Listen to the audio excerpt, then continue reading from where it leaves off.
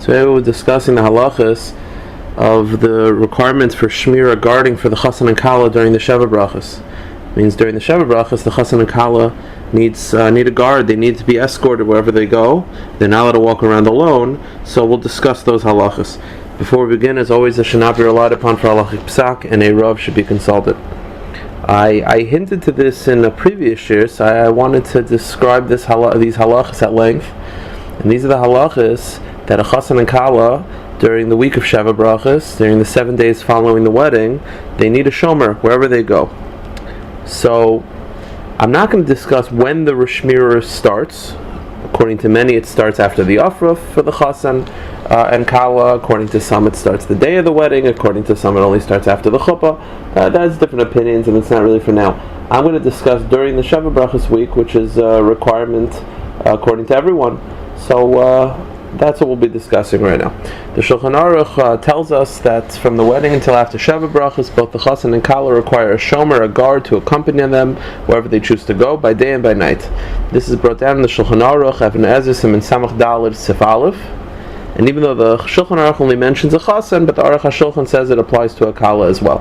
There are basically two reasons given for the requirement of a shomer. The first being that a chosson is compared to a king. And just like a king requires a guard, so too a chosson requires a guard. That's the basic understanding. That seems to be the opinion brought down in the Pirkei of Elazar, Perek Tazayin. But the second reason can be found in the Gemara brachos, Daf Nun Daled Amud Beis. The Gemara tells us that there are three types of people that require guarding: a sick person, a chosson, and a kallah. So what's the reason behind it? So the Taisus Ri explains that the chosson and kallah require guarding because the Satan attacks those who are involved in simcha. Because they're so happy, it's a dangerous time for them, and therefore they need more protection.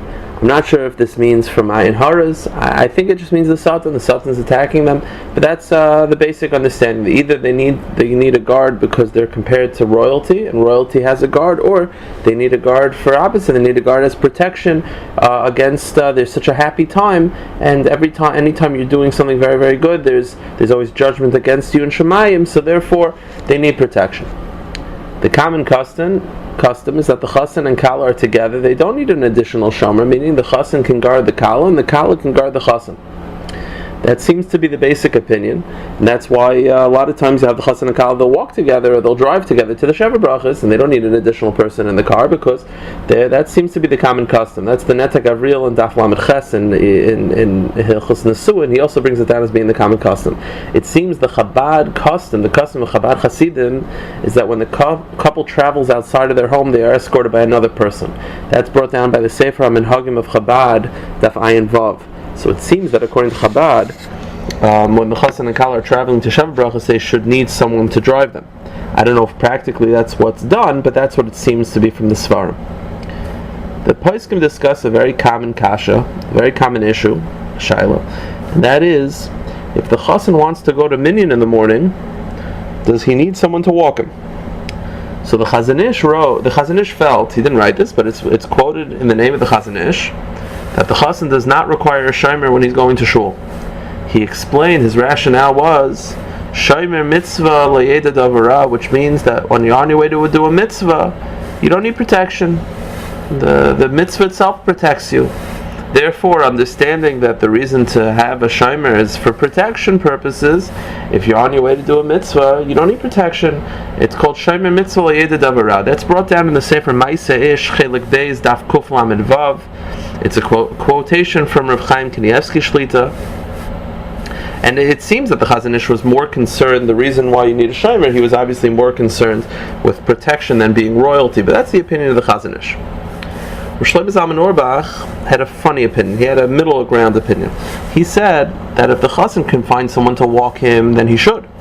But if he can't find someone to walk him, then he can go alone. He explained that usually there are people walking in the street, and one can assume that he will not be going alone. Meaning, unlike the Chazon Ish, it seems that Rosh Shlomo Zalman Auerbach felt that even though you're going to daven, you still do need a shomer.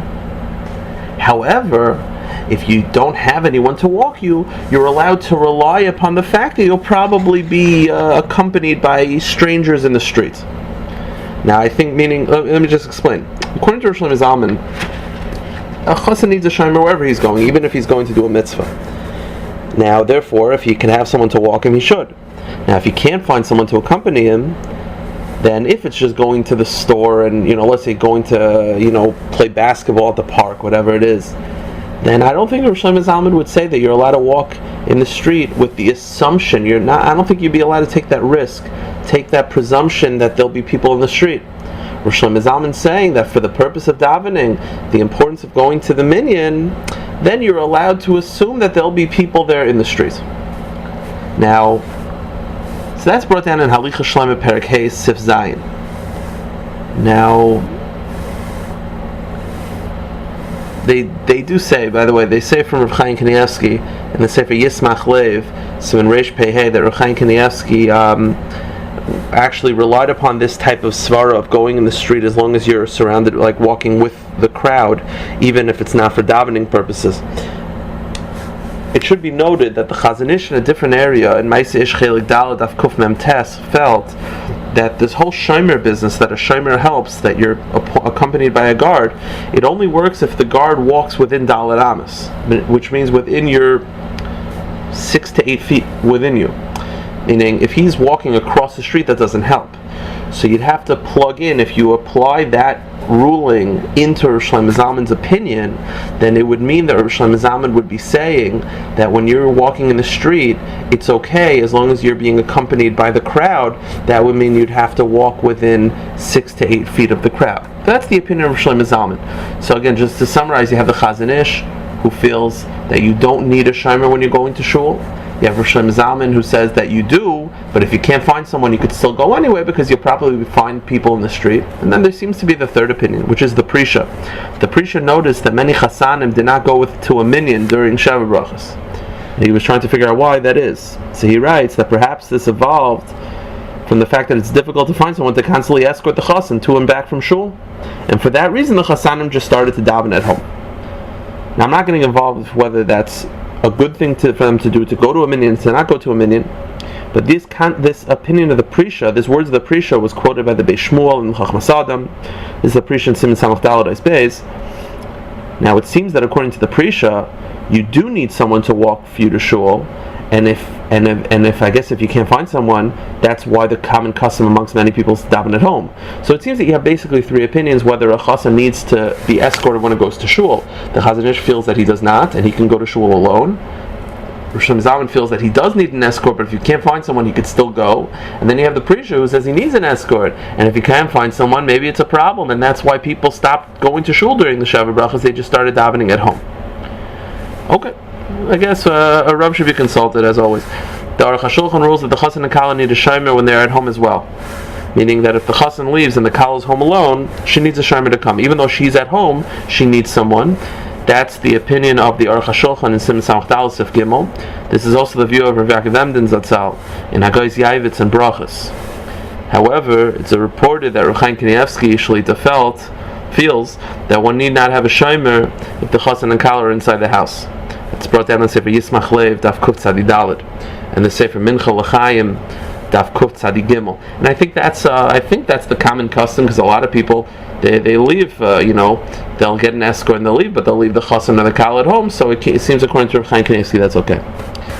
The Pais can debate whether a child can serve as a shomer. It's unclear, and a Rav should be consulted. A non-Jew cannot serve as a shomer. Seems the opinion of the Sefer Yismach Lev. That's what it seems to be. So you should not use a guy as a shomer.